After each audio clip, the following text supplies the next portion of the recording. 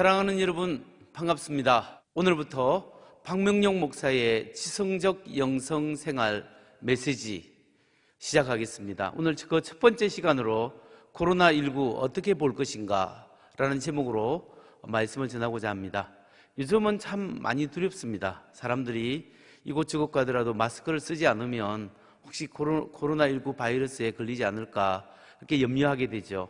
사실 저희 목회실에도 누군가 어느 분이 갑자기 마스크도 쓰지 않고 훅 그렇게 싹 들어오면 마스크를 빨리 써야 되나 말아야 되나 이렇게 하면서 순간 이렇게 갈등하게 됩니다. 그래서 코로나 바이러스에 걸리면 어떻게 하나 이렇게 염려하게 되죠. 우리가 서로를 배려하고 또 조심하는 시간을 가져야겠습니다. 어떤 분들이 이렇게 질문합니다. 코로나19는 하나님의 심판인가? 코로나19는 중국을 향한 하나님의 심판이지 않습니까? 라는 질문을 하는 분들이 간혹 있습니다. 사실 왜 그러냐면 최근에 중국에서 선교사님들을 많이 추방했습니다. 그래서 선교사님들이 거의 다 쫓겨났는데, 그렇기 때문에 하나님께서 중국을 향한 그들의 악함을 향한 하나님의 심판이지 않느냐 이렇게 질문하는 분도 있습니다. 그럴 수도 있습니다. 그러나 꼭 그렇다고 우리가 단정할 수는 없습니다. 사실 역사상 하나님께서 어떤 공동체의 악을 하나님이 직접 처벌하시고 심판하신 적이 있습니다. 그런데 우리가 이 코로나19 사태를 보면서 하나님의 직접적 심판이다 이렇게 말하기는 다소 무리가 있지 않는가 이런 생각도 하게 되죠. 사실 2004년 12월 26일에 인도양에 엄청난 쓰나미가 일어났습니다. 그 쓰나미로 말미암아 인도네시아를 비롯한 12개 국가가 엄청난 피해를 입었는데, 그때 약 15만에서 20만 명의 사람들이 죽었습니다. 이런 일을 두고 어느 기독교 성직자는 이야기했습니다. 무슬림에 대한 하나님의 심판이다 이렇게 이야기했고요. 영국의 어느 무슬림 지도자는 태국 매춘 관광에 대한 알라의 심판이다 이렇게 이야기했습니다. 그렇지만 여러분, 이런 천재지변, 자연재앙 이런 것들은 하나님의 심판으로 말하기는 좀 무리가 있고 어떤 때는 위험하기도 하다는 것을 우리가 알 필요가 있죠.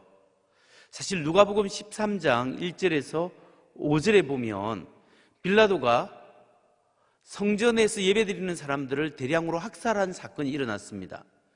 그래서 여기에 대해서 사람들이 묻습니다.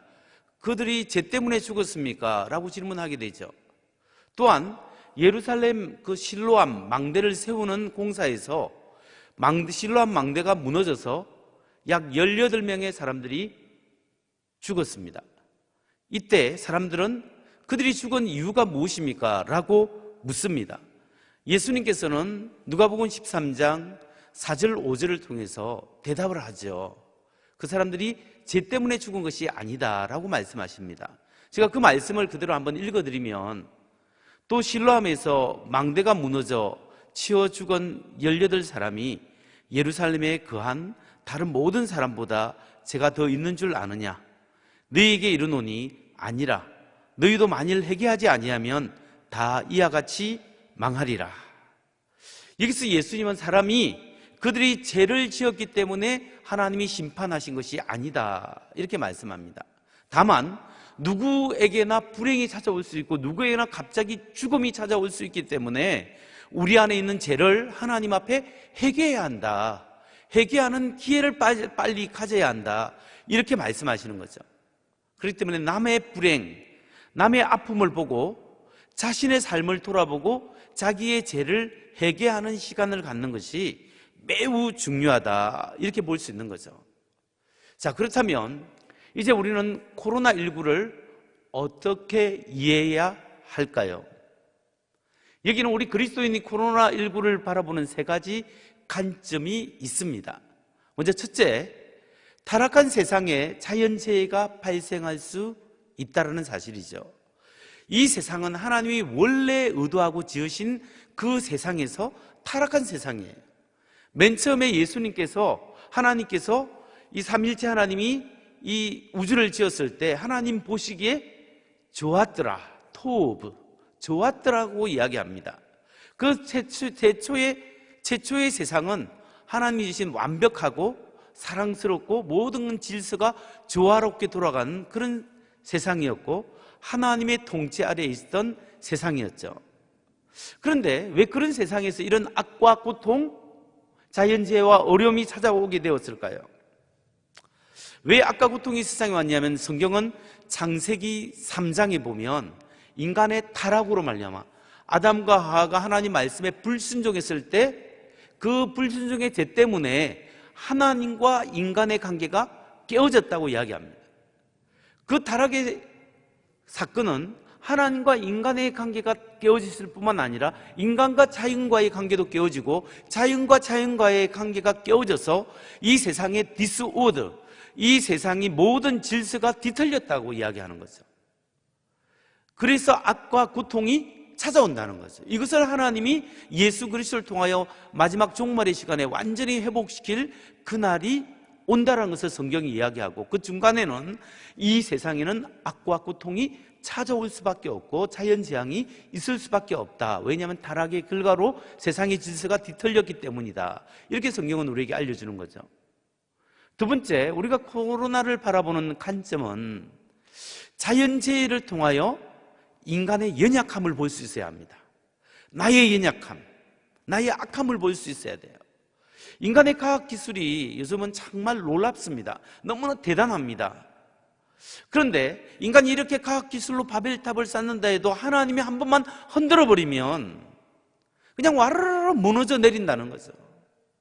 지진 한번 일어나고 쓰나미 한번 일어나고 이상기온 한번 오면은 사람들이 그냥 엄청난 그 자연의 재앙 앞에 아무것도 아니라는 것을 느끼잖아요.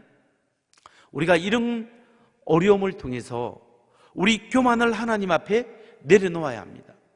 마치 내가 하나님 앞에 대단한 존재인 것처럼 자기 자신을 드러내고 교만한 그 심령이 어떤 사건을 만났을 때 자기 자신의 연약함을 깨달을 수 있는 것이 은혜고 그게 축복이라는 거죠. 세 번째로 우리가 코로나19 사태를 바라보는 그리스도인의 올바른 자세는 나의 개인적인 종말이 언제인지 모르기 때문에 하나님 앞에 항상 회개하고 깨어있어 거룩한 삶을 살아야 한다라는 사실입니다. 코로나19는 어쩌면 우리를 향한 하나님의 영적인 경고일 수 있습니다. 하나님께서 우리로 하여금 이 마지막 세상을 살아가는 우리 그리스도인들이 거룩하게 살고 하나님 말씀대로 살고 하나님의 뜻 가운데 사명을 위하여 살아가는 하나님의 영적 메가폰일 수 있습니다. 그렇기 때문에 우리가 이 사태를 보면서 정말 하나님이 나에게 주시는, 개인적으로 나에게 주시는 그 메시지가 내가 하나님 앞에 회개해야 될 것이 무엇인가, 이걸 생각해야 합니다. 사람들은 코로나 바이러스를 걸리지 않게, 감염되지 않기 위해서 조심하고 또 염려합니다. 근데 우리 그리스도인들은 똑같이 우리 개인의 위생을 위해서 염려하고 조심해야 하죠. 그러나 그와 동시에 우리 영혼이 병들지 않게, 영적인 바이러스에 감염되지 않도록 우리는 조심해야 할 필요가 있습니다. 영적으로 병든 영혼이 있을 수 있어요. 영적으로 나쁜 바이러스에 걸려서 다른 사람의 마음을 아프게 하고 다른 사람에게 또 감염시켜서 악함이 더 악함을 낳을 수가 있는 거예요. 그렇기 때문에 우리는 이런 영적인 나쁜 바이러스들을 물리치고 하나님의 은혜의 삶, 영적으로 건강한 삶을 유지하도록 노력해야 한다는 겁니다. 이제 말씀을 마무리하겠습니다. 우리가 코로나19 사태를 바라보면서 우리의 영적 상태를 점검하는 사람이 지혜로운 사람입니다. 그렇기 때문에 영적인 건강을 위해서 우리가 하루에 5분만이라도 하나님께 기도하는 시간을 갖길 바랍니다. 모든 것을 내려놓고 조용히 하나님을 묵상하고 하나님을 바라보면서 하나님 앞에 나의 영혼을 내어놓고 하나님의 성령을 통하여 내 자신을 바라보면서 하나님의 은혜를 사모하고 나의 마음속에 하나님의 은혜를 충만히 채우는 그 영적 기도의 시간, 그것이 우리에게 정말 필요한 시간입니다. 그리고 이런 기도는 두 번째는 하나님의 말씀과 함께 가야 합니다. 우리가 하나님의 말씀을 듣고 보고 읽고 깨달을 때 우리 영혼이 살 수 있습니다. 저는 그런 의미에서 드라마 바이블, 여러분 드라마 바이블이라는 앱이 있습니다. 이 앱을 다운 받으셔서 이 앱을 클릭하면 여러 말씀이 나오는데 우리가 그 중에서 마가복음 1장, 이제 사순절이 시작되었고 우리가 새벽 예배를 제대로 하지 못하기 때문에 마가복음 1장씩을 한 장씩을, 오늘은 마가복음 1장, 내일은 마가복음 2장 이렇게 한 장씩을 읽고 카톡방에 간단한 그 말씀, 은혜 받은 말씀을 간단히 적어 놓든지 몇 장 몇 절이 은혜됩니다 라고 하든지 그 소감을 간단하게 한두 줄씩 나누는 시간을 가지면 참 좋겠습니다. 구역에서 카톡방, 구역별로 카톡방에 올리고 각 전도회가 전도회별로 올리고 각 찬양대가 찬양대별로 올려서 한 영상 메시지와 또 드라마 바이블 앱을 통하여 받은 은혜를 서로 나눌 때 우리가 그 은혜가 더 커지고 그것이 영적 경건 생활의 연습이 되어지고 영적 거룩한 습관으로 유지될 수 있다는 사실을 여러분 믿고 실천하시기 바랍니다. 이 어려운 시기 참 교회 와서 예배 드린다는 것이 얼마나 귀한 건지 다시 한번 발견하는 이 시기에 우리가 믿음으로 살고 영육 간에 강건하게 사는 우리 성도님 되시기를 주의 이름으로 축원합니다. 하나님께 더 가까이 하나님을 기쁘시게 하는 복된 하나님 사람 되시기를 간절히 바랍니다. 사랑해요.